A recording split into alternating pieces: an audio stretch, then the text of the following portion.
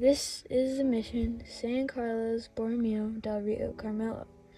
The mission is located in Carmel, California, 120 miles south of San Francisco, on a hillside a half a mile from the sea.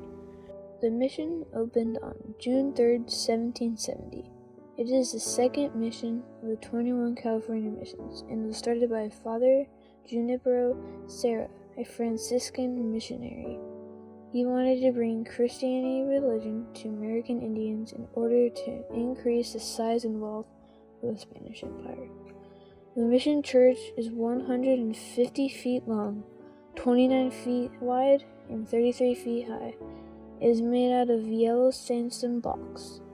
The church is a rectangle while the rooms form a square. This was the main hangout place for the people that once lived in the houses. The mission controlled 500 miles of land and had between 4 and 11 bells in the bell towers. The Esalen tribe was enslaved here and worked hard to keep the mission running.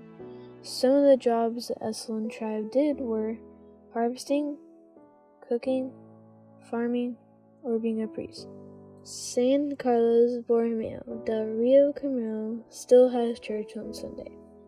The church is an important burial site, as Father Serra is buried here.